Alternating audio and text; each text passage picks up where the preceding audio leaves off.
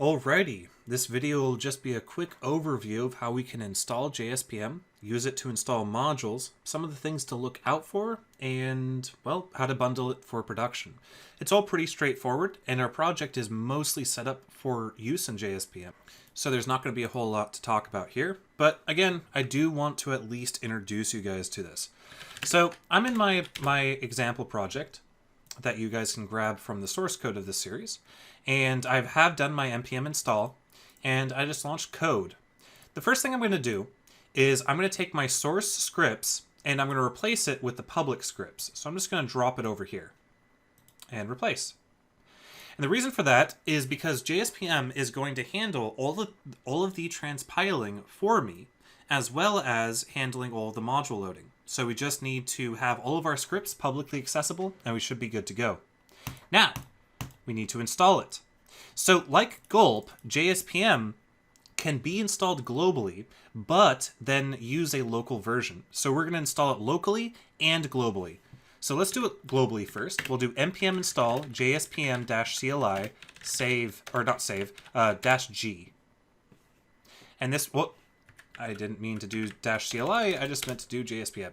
I got a little too used to Gulp there. But this will install JSPM globally. But like I said, it'll use the local version if a local version exists. So it's it makes it easier to run JSPM commands when you can just type in JSPM without having to type in node module /bin/JSPM. Now that we have that downloaded, let's go ahead and install it locally. So I'm going to say npm install JSPM --save dev. Because we won't need it in production environments. Or rather, if this this module gets included by another module, I should say. All right, so if we do JSPM-v, we should get a running against local JSPM install. So make sure that when you run JSPM-v, that says that. Otherwise, you're running against the global install, which could be very problematic. Again, global modules are bad. Anyway, let's go ahead and JSPM init.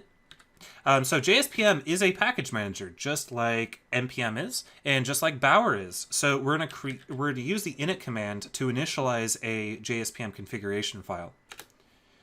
So these questions that are going to come up are very important. First of all, would you like JSPM to prefix JSPM package JSON properties under JSPM? Yes. Now, enter the base URL public folder path. This is where we're going to serve out of. So we're serving it out of /public. So go ahead and type in /public. This is important. JSPM needs to know where you're serving under. Enter the JSPM packages folder. Let's just leave it as the default. For the config file, we'll leave it at config. You can name it whatever you want, but it has to be under the public folder so that it's served out by our web server.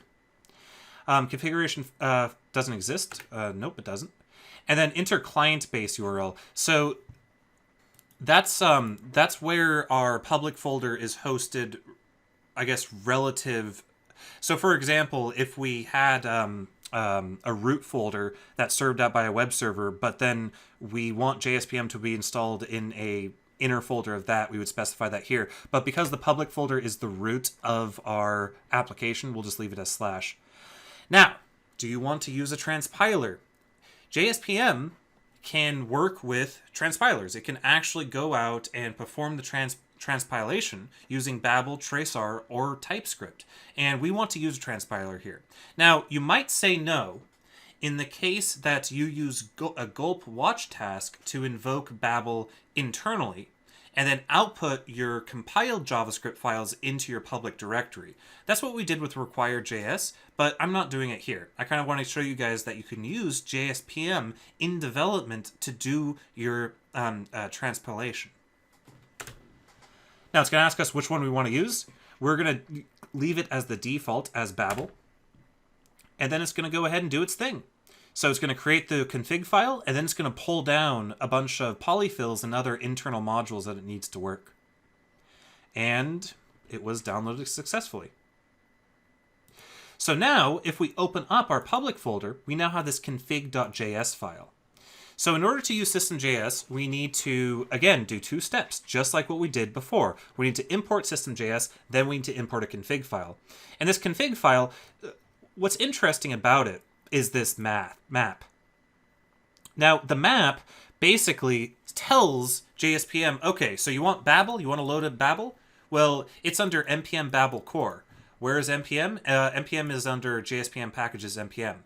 So this is kind of like require.js is config file, except it's doing it all for us. So let's go ahead and get JSPM loaded in real fast, and then we'll talk about how we can actually import stuff into it from other repositories. So I'm going to pop open index.html, and we're still going to load our style sheet from site.css. Before I forget, do run gulp dev styles. We're not using JSPM to load a lesson. We're just using the gulp less task. Reason being is the JSPM less loader is not is experimental at this point and doesn't support the features we need. And then we'll go ahead, we'll pull in our script, and we're going to pull in the JSPM packages System.js file. So we're going to do script source JSPM packages / System.js. So that pulls in System.js. So we now have our module loader. Now we need to config it. So we do that by pulling in a script with a source of config.js. I'll also put a / in here as well. And then finally, what we need to do is we need to tell it to import our application. So I'm going to say script, and then I'm going to say system.import scripts application. So I hope you guys are seeing where JSPM starts and then where System.js starts. So System.js is the runtime, JSPM is the package manager, but JSPM configures System.js for us, so we don't have to deal with this configuration file. Anyway, let's go ahead and jump back to our command window. I'm going to start another command window and just do cd into public and HTTP server. Now I'll go ahead and load it in. And interesting things happened. First of all, we see a bunch of stuff got imported.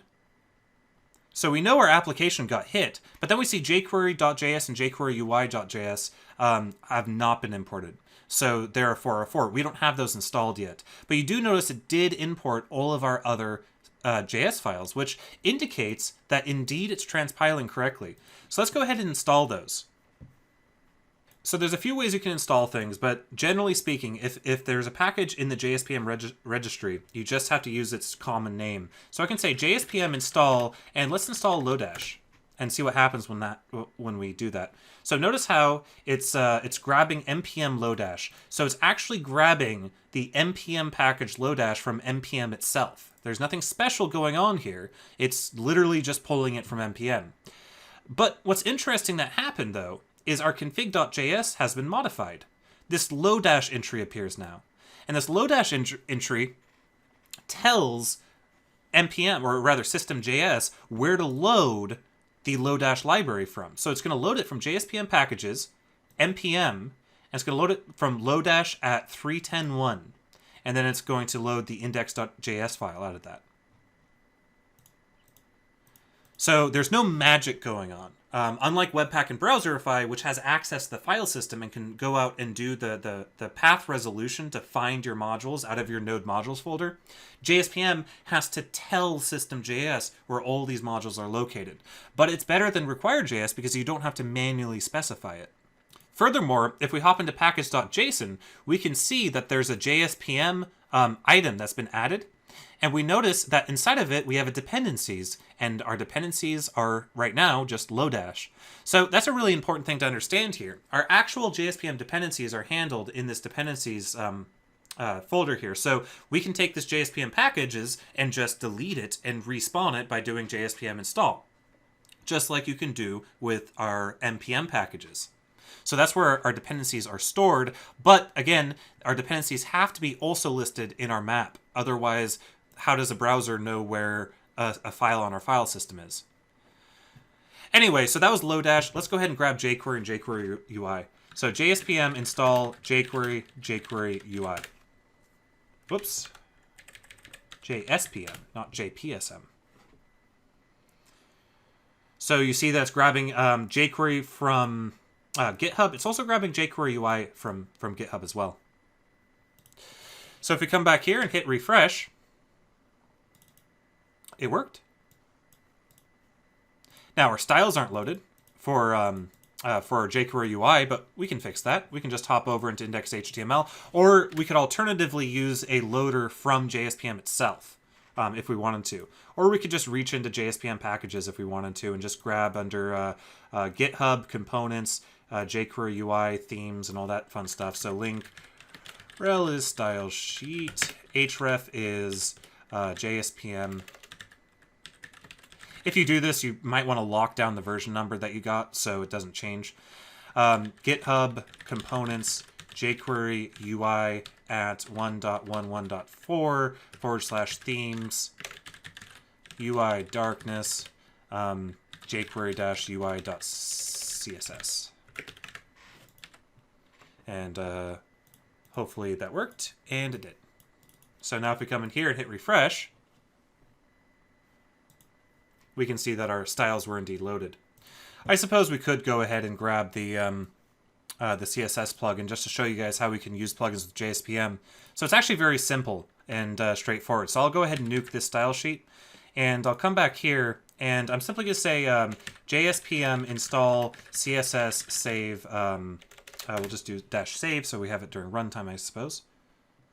Oh, whoops, I totally forgot that it doesn't want us to provide that unless it's save dev. Derp. Anyway, so by installing CSS, that is a publicly registered module on the JSPM registry. It's going to grab it from GitHub System.js plugin CSS. So it's a kind of an official, sort of official plugin. Now what we can do is instead of specifying the style sheet there, I can come up into my scripts application.js and simply say import jQuery-UI themes UI darkness jQuery-UI.css. But if I did this, watch what happens if I just do that, which you might expect would work. We get an error. The problem is that it's trying to load that as a JavaScript file, which obviously isn't going to work. So what we have to do to indicate to JSPM that we want to use a loader, we just add an exclamation point at the end. By doing that, coming back here and hitting refresh, we do indeed see that this has been loaded. Okay, there is a problem that we have here. And it'll become more apparent if I did something nuts, like let's come over here and say JSPM install React DOM AngularJS. And, whoops, what wasn't found? AngularJS, just Angular. Can't remember the package name that they decided on. So I just went ahead and downloaded a handful of packages here. And what I'm going to do is I'm going to come over here to application.js, and I'm going to say, let's import React from React. Let's import Angular from Angular. Let's import React DOM from React DOM. And then just to make sure that they're not optimized out, I'll go ahead and console log out React, Angular, and React DOM. Okay, if I come over here and hit refresh, notice how long it took. Now the problem here is that JSPM loads everything, every single file that might be included, including internal files. It looks like it's being a little bit better now than it usually is when you're using certain features that require some of the runtime to be brought in. So we're only getting what was that load here? We got a load in 3 seconds. We only got 3 seconds. Now, 3 seconds is actually, to be honest, a bit of an eternity when you refresh a page during development. And the reason why this is happening is because I have disable cache enabled. So there's so many files being loaded, so if I load it again without disable cache, and then load it again, should be slightly better. We got it to around 2 seconds. The problem is that HTTP version 1, which is what our HTTP server that I'm using anyway serves out on, additional requests take a very, very long time to process. They had a big overhead. And the way JSPM is designed, its sort of guiding philosophy is very similar to that of Node. As in, what it wants is small packages that do one thing and do it well. And it really wants to be the package manager for the web. to where we're using it in the same way we would use npm, for example. And as a result, you're going to have a bunch of files being loaded in. And there's no way around that except for through bundles, which JSPM does support, and we'll talk about that here in a moment. But if you have a large application with maybe 100 JavaScript files, 200 JavaScript files, more, and those get all loaded in on start, you're going to look at really long load times. Now, this is solved in the next version of HTTP, but not all browsers, or, well, most browsers, I believe the latest version of Firefox, latest version of Chrome do, but not IE, because of course, support the latest HTTP protocol, which allows significantly less latency when you include many, many, many files at once. But browser support means nothing if your server doesn't support it. So there are people online say, well, if you're going to do development, use Nginx, for example. Nginx supports it. But sometimes we just want to use our simple web servers when we're doing development. We don't want to tie into something that's a little bit more heavyweight and difficult to configure. To me, honestly, this is currently the biggest drawback to JSPM. However, this is being fixed. JSPM is a wonderful package manager, and I very much like how it works, especially with the module loading. We could speed it up a little bit further by removing the transpile step and offloading that onto Gulp, to where we just, like we did with require.js. But still, the big problem is simply with the amount of time it takes to load in all of those files. And until we start seeing a more widespread adoption of HTTP2, that's going to continue to be an issue during development. Now, fortunately, it's not so much an issue during production because we can bundle with JSPM. So if you want to use a modern browser and a modern web server that supports that protocol, JSPM might be an excellent choice for you. Especially the way it handles packages, especially how it brings in packages and it correctly identifies different versions. It's like a mix between Bower and NPM, to be honest, with the way it deals with versions. But again, that's all up to you guys. I just wanted to show you guys JSPM and how you work with it. Hopefully you saw that really, really straightforward and easy to use. Pulling in all this fun stuff and mapping everything. It's really straightforward, like I said, and very easy to use. Let's go ahead and bundle our stuff. The last thing we'll do is we'll make a production build. Making a production build is very simple. All we have to do is say JSPM and then say bundle-sfx for self-executing bundle, and then the location of our main file, our entry point, which is application.js. Or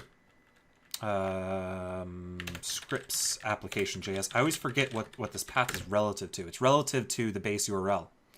So now it's building a SFX for this, and it's wanting us to JSPM install npm clean CSS for CSS build support. That's fine. JSPM install npm clean CSS dev. Another thing I always forget here. And it's going to go ahead and install that for us and install half the internet along with it. And then we'll go ahead and rebundle. I'll pause the video for this. And we get a bundle. Scripts application.js went into public build.js with source maps unminified. So now if I replaced all this code with script source build.js, come over here and refresh. Now we have the entire thing pulled down, all 1.7 megs of it, and no additional requests happening. So everything got brought in, including our styles. So that's pretty cool. But yeah, there's also a way to bundle certain vendor scripts together with JSPM, but you can look at the documentation for that. I also have a feeling that that sort of API might be changing in the future. Most of this stuff is going to change in the future. I really just wanted to introduce this to you guys because I think it's cool. I think it's something that's going to really take off over the next couple of years. It's important to be aware of it. It's important to look into it and see how it's progressing. As far as if you'll use this in production, again, that's up to you. It's up to the trade-offs you're willing to take.